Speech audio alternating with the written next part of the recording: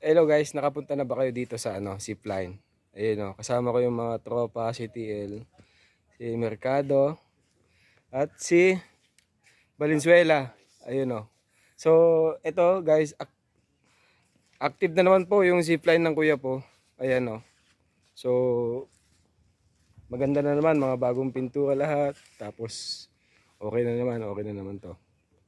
Pagka, yung mga turista, pwede kayong pumunta dito, walang entrance po dito. Ewan ko lang kung magkano dito yung yung mag-zipline kayo. So, ito ata yung pinakamahabang zipline sa Nueva Ecija eh. Tignan niyo naman hanggang doon sa dulo. Kaya ito yung pinakamahabang zipline sa Nueva Ecija, no? Oh. Nueva Ecija record nasa kuya po lang. Ilan po? 560 meters. 560 meters po ang haba. Bali dalawang bundok. Yung iba puno-puno lang eh. Ito bundok eh. Doon yung kabilang bundok oh. Ayan. Po. May entrance po ba dito kuya? Meron po.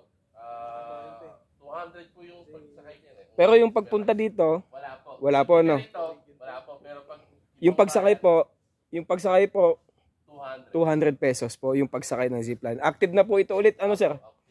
Oh. Operational na ulit yung zipline. So guys, 200 pesos per person. Ilang Ilang slide? Isang lang po. Isang ride lang. Okay. So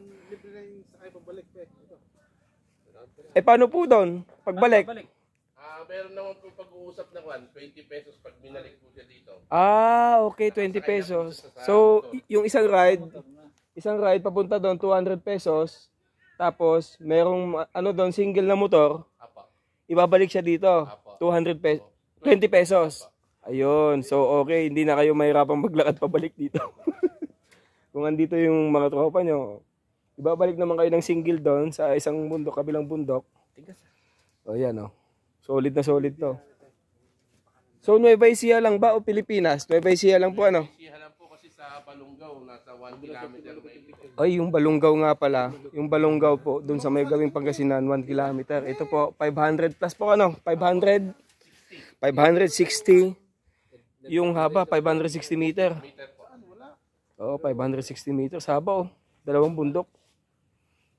Ayun So guys, ano pang hinihintay nyo? Pumunta na kayo dito. And yung entrance po pagpasok, libre. Lang kayo kung gusto niyo viewing lang.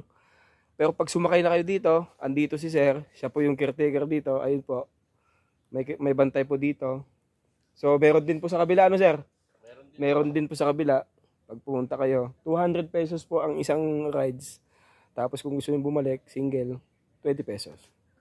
Yun Dala lang kayo adobo. Syempre wag niyong kakalimutan yung merienda, di ba? Merienda, matik yun. Yung mga pagkain. Pero wag kayong nagkakalat, syempre bawal po magkalat.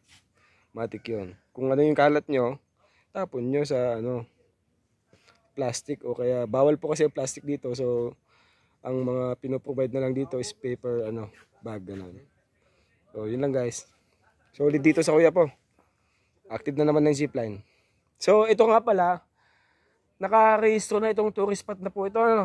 Naka-rehistro na sa buong Pilipinas to. So ito po, zipline. Kuya po zipline, naka-rehistro na po ito as a tourist destination po. Yun